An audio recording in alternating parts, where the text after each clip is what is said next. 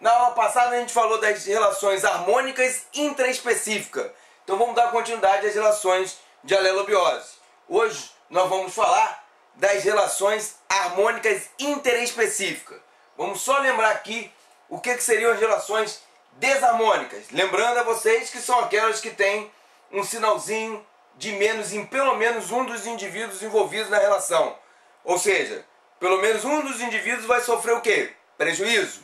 Já nas relações harmônicas, não vai ter nenhum indivíduo que vai sofrer prejuízo na relação. O máximo que vai acontecer, o que é? É a neutralidade de um deles. Ou seja, não vai sofrer nem prejuízo nem benefício. Na aula passada nós vimos as interespecíficas. Hoje nós vamos ver as interespecíficas, que envolvem indivíduos de espécies diferentes. Se liga aí, não vacila não, hein?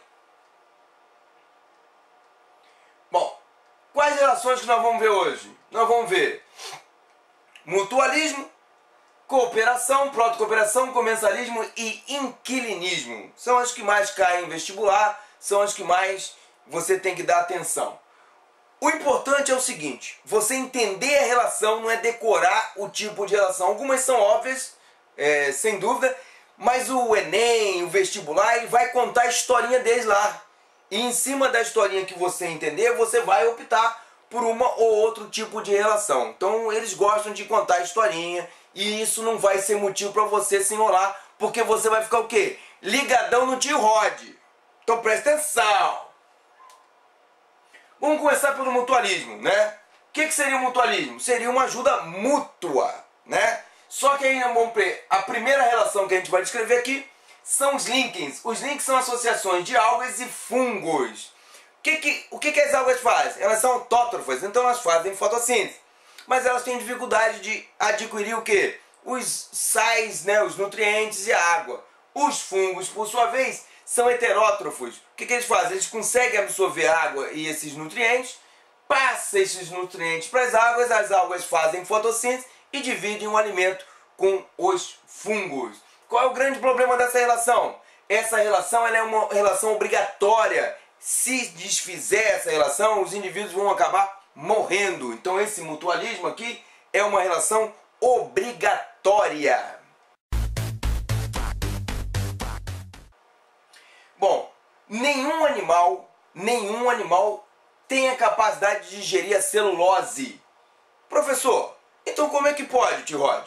Como é que o cupim e os ruminantes comem celulose e conseguem digerir? Eles não conseguem. Quem faz isso para eles? São, no caso dos cupins, as triconíferas, que são protozoários ciliados, e no caso dos ruminantes, boi, vaca e etc., são os micro-organismos que estão lá no seu estômago multicavitário. Como é que vai fazer isso? Os térmitos, os cupins, eles comem a madeira, roupas, a folha de papel, enfim, material de celulose. As triconíferas estão no seu intestino e vão fazer a digestão dessa celulose. Então, o cupim leva a madeira para a triconífera e a triconífera lhe oferece o quê? O produto da digestão dessa celulose. Então é uma relação também de mutualismo e também obrigatório. Uma vez desfeita, eles também acabam morrendo. A mesma coisa entre os ruminantes e os micro-organismos. Tá? A mesma coisa. Se essa relação se desfizer, também vai comprometer tanto um quanto o outro. Ok? Então os ruminantes e os micro-organismos. Bom, um outro exemplo muito interessante, eu falei para vocês quando falei do ciclo do nitrogênio, e se liga no tio Rod, presta atenção que o Enem, a UERJ e a minha prova sempre cai isso aí. Então se liga, já caiu esse ano no Enem. Lembra lá, proteína. Então fica ligado, ciclo do nitrogênio. As bacteriorrizas, elas se associam às raízes das leguminosas e fazem a fixação do nitrogênio diretamente para esses vegetais. Lembrando que nenhum ser animal nem vegetal consegue o quê? Fixar o nitrogênio diretamente da atmosfera. Então essas bactérias fixadoras, principalmente as do gênero Rhizóbio, fazem isso. E é uma associação de mutualismo também obrigatório. Uma vez desfeita, terão muita dificuldade de sobreviver.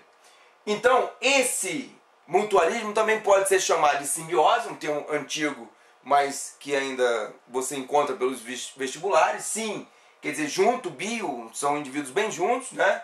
Unidos, portanto, é um mutualismo obrigatório.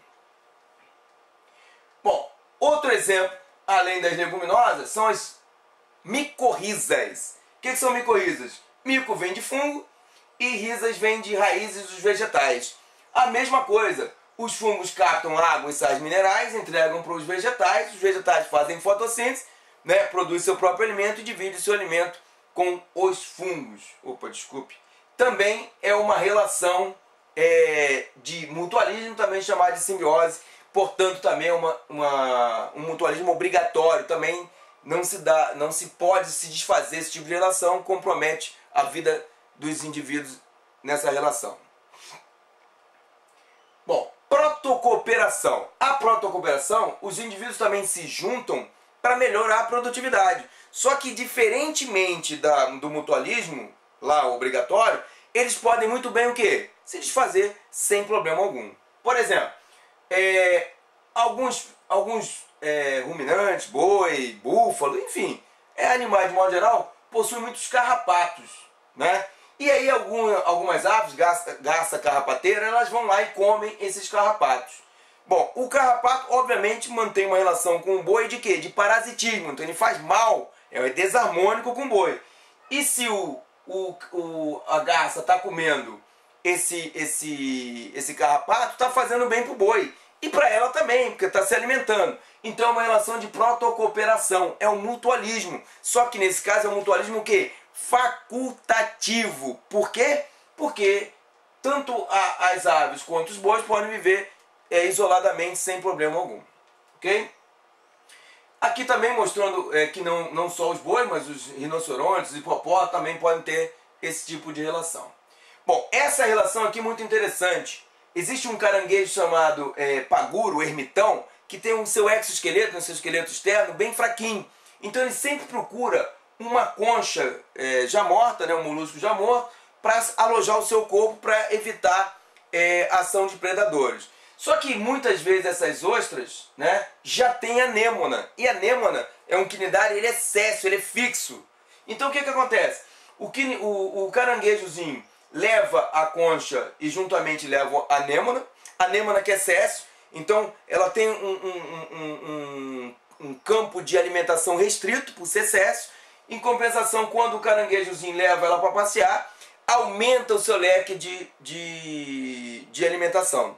Em contrapartida, esses tentáculos das anêmonas lançam substâncias urticantes, substâncias que queimam os indivíduos, assim defendendo a si e também ao paguro. Então uma relação também de mutualismo, só que nesse caso mutualismo facultativo, que a gente vai chamar de protocooperação. A anêmona e o paguro também chamado de ermitão. Bom, outro exemplo também muito favorável, muito fácil, é o caso do jacaré e o pássaro palito, né? Você sabe que o jacaré tem sanguessuga na sua boca e etc. O pássaro vai lá, come essa sanguessuga, limpa a boca do jacaré, faz um favor para o jacaré, né? E não precisa nem ir ao dentista, né? Em contrapartida, o pássaro obtém o seu alimento. Tranquilo? E esses podem viver separadamente, então é um mutualismo facultativo. É um mutualismo, é uma protocooperação. Lembrando que se o jacaré comer o pássaro, aí, mano, deixou de ser harmônica e passou a ser o quê? Desarmônica. Aí é predatismo, que nós vamos ver nas aulas seguintes, ok? Mas aqui é cooperação mútua, que é um protocooperação, mutualismo facultativo. Por que facultativo? Porque lá no obrigatório as espécies não podem se separar.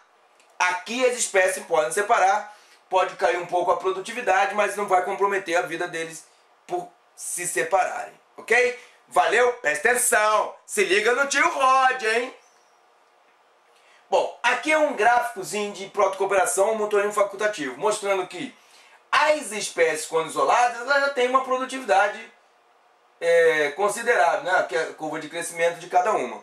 Quando elas estão juntas, olha o que acontece. O B, o A, eles acabam aumentando matando a sua produtividade. Então você vê que o gráfico ia mais ou menos até aqui assim, e lá o número de indivíduos acabou aumentando, mostrando que é uma relação que ambas se beneficiam. Então, uma relação de mutualismo facultativo ou protocooperação. Prestou atenção? Se liga no gráfico, hein? Não confunda o gráfico de protocooperação com gráfico de predatismo, de competição, que o Enem gosta muito de botar isso na frente. O vestibular também. E vai cair na minha prova um gráfico, hein? Se liga aí, lá na dinâmica de populações, hein? Então, isso é um mutualismo facultativo. Bom, inquilinismo. Inquilinismo, o nome já está dizendo, né? É o indivíduo que vive dentro do outro, sem lhe causar problema algum. Existe um peixinho chamado peixinho agulha, também chamado de Fieraster, que ele vive dentro da holotoroideia, um equinoderma, vulgarmente chamado de pepino do mar. O que acontece? Ele entra lá, se protege e não causa problema algum para o pepino do mar. Então, o peixinho, o peixe-agulha se beneficia e o pepino do mar é neutro, não sofre absolutamente nada. Existe uma relação de inquilinismo no reino vegetal, que a gente chama de epifitismo. Então você observa lá, no caso das bromélias, no caso das orquídeas, no caso das samambaias, elas são plantas que fazem fotossíntese. Porém, elas precisam de outras árvores para poder o quê? Absorver a luz solar, né? E elas não parasitam o vegetal. Elas só estão lá em cima para adquirir maior quantidade de luz para poder fazer fotossíntese. Então são plantas epífitas. Se liga aí, cuidado com o cipó chumbo, com erva danina, que a gente vai ver na próxima aula. Esse aí é perigoso. Esse aí é o que? Uma relação de parasitismo. Então se liga na próxima aula, hein? Aqui não. Epífita é inquilinismo vegetal. É relação harmônica. O vegetal não sofre nada. Só bota lá esses bromélias, samambaias e as orquídeas lá em cima para que elas possam viver tranquilamente fazendo a sua fotossíntese. Ok? Bom, foresia. Foresia é uma relação onde um indivíduo ele vai carregar o outro. Não vai sofrer nada, nem benefício nem malefício, mas vai ajudar o outro a se disseminar, a aumentar o seu leque de alimentação. Por exemplo, existe aqui o carrapicho e o picão. Já pensou? Você entrou no mato, grudou um carrapicho no seu pelo, ou no pelo do animal, ou na sua calça, ou então um picão. Já pensou? Tu sai no mato com um picão na perna? Tu vai logo querer o quê? Jogar ele longe. Só que quando você vai jogar ele longe, você já está jogando ele longe do local onde ele se encontrava, diminuindo as competições intraespecíficas, e ele vai se disseminar. Então fez bem pro picão e pro carrapicho. Quer dizer, você fez bem pro picão. Presta atenção, hein? Já as cracas são crustáceos que vivem, parecem uns vulcõezinhos, já viu no navio? Aqueles vulcãozinhos em barcos, até diminui em barcos a sua motilidade, conforme aumenta muito o número dessas cracas. Aí está aqui na casquinha do siri, no exoesqueleto do siri, sem causar problema algum nesse caso para o siri.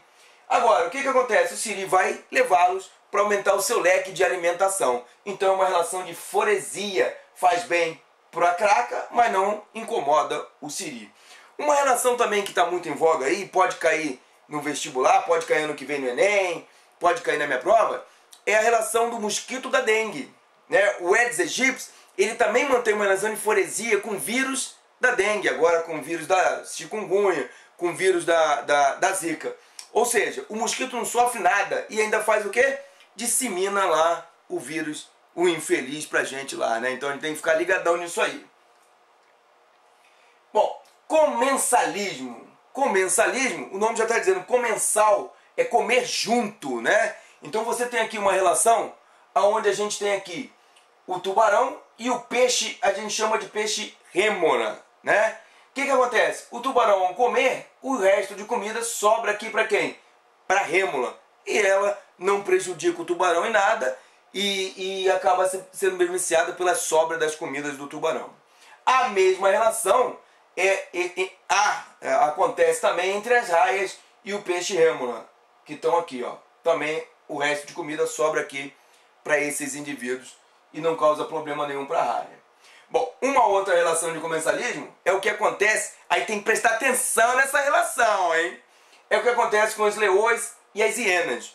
Se as leoas abateram o viadinho, comeram, distribuíram lá para os leões, para os seus filhotes, e foram embora, e a sobra ficou para as hienas, é um comensalismo. Agora, cuidado! Porque se as hienas resolvem meter a cara e encarar as leoas, já não é mais comensalismo, aliás, não é nem mais harmônica. Agora passa a ser o quê? Desarmônica, que nós vamos ver lá na frente. E aí passa a ser uma competição. Então presta atenção! Aí qual é a relação entre as leoas e o viadinho? Predatismo. Nós já vimos isso aí numas videoaulas lá pra frente. E vamos ver mais lá pra frente não, mas lá pra trás, né? E vamos ver mais lá pra frente. Essa anteriormente eu já falei pra você que era o quê? Protocooperação. Mas tem alguns engraçadinhos aí que querem dizer que o pássaro come resto de comida da boca do jacaré. Como é que pode alguém comer o resto de comida? Quer dizer, se a comida tá lá, não é resto ainda de comida. Enfim, aí força uma barra, né? Eu, particularmente, eu não gosto desse termo de comensalismo para essa relação. Eu prefiro classificá-la como o quê? Como protocooperação. Agora você tem que se ligar, ficar espertão, porque se o vestibular te botar comer resto de comida na boca do jacaré, tu vai ter que botar o quê? Comensalismo. Agora se ele simplesmente mostrar lá que está dando uma de dentista, limpando a boca, está se alimentando e fazendo bem pro jacaré, e podem viver separadamente, protocooperação. Então se liga nesse negócio aí, hein? Vem com o tio Rod.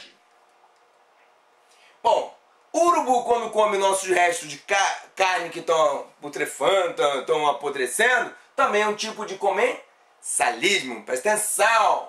Aí vamos fazer um exercício aqui rapidinho.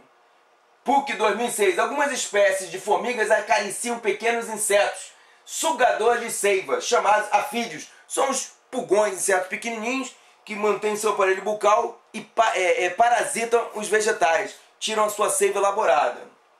Portanto, são parasitas vegetais. Com suas patas, os afídeos, os pulgões, secretam então gotas de seivas parcialmente digeridas, usada como fonte de açúcar pelas formigas. Em contrapartida, as formigas protegem os afídeos contra os predadores, pois os afídeos ingerem mais açúcar do que podem utilizar. Essa relação é classificada como... Cuidado com essa relação! Lá na frente nós vamos falar sobre esclavagismo, sinfilia, nós vamos falar sobre essa relação de outra maneira. Mas aqui está bem claro que ele está mostrando que um beneficia o outro, né? Um protege e se beneficia da excreção do outro. Então, no caso aqui, vai ser o quê? Um mutualismo, né? E o mutualismo o quê? Facultativo, porque teoricamente podem sair sem problema algum, embora o pulgão vá ficar em risco com seus predadores, no caso aí Joaninha em especial, né? Mas não é uma relação obrigatória, né? É uma relação de mutualismo. Mas você viu que eles nem botaram essa confusão para você resolver. Botaram só mutualismo e acabou, você não vai nem ficar se preocupado com isso. Mas se você tivesse protocooperação também caberia, e mutualismo facultativo também. Bom, o quadro abaixo representa 5 casos de interação entre duas espécies diferentes, A e B. Assinale a alternativa que representa denominações corretas das relações 1, 2, 3, 4 e 5 respectivamente. Aí nós vamos lá. 1. Quando as espécies A e B estão juntas ou separadas, há neutralidade. Opa! Então, ó, deixa o tio Rod beber uma aguinha aí rapidinho. Gostou da canequinha? Olha lá, gatinho, cachorrinho, tio Rod é veterinário, né? Gosta dos bichinhos. Então, olha bem, só de cara aqui, eu já anulo a B, já anulo a C, já anulo quem? A, E. Fico com quem? Com a A e com a E. Com A e com a D. Tranquilo? Porque são ambas que começa com neutralismo. Tranquilo. Agora vamos para 2. 2. Quando juntas, as duas levam prejuízo. E quando separadas, as duas estão o quê? Se beneficiam. Opa, aí tá cheirando competição, que não vai nos ajudar em nada, porque todas as duas têm competição. Então não foi legal. 3. Uma se beneficia e a outra não sofre nada. Opa, qual é a relação onde uma se beneficia e a outra não sofre nada? Comensalismo. Opa, então já matamos aqui, ó, é A.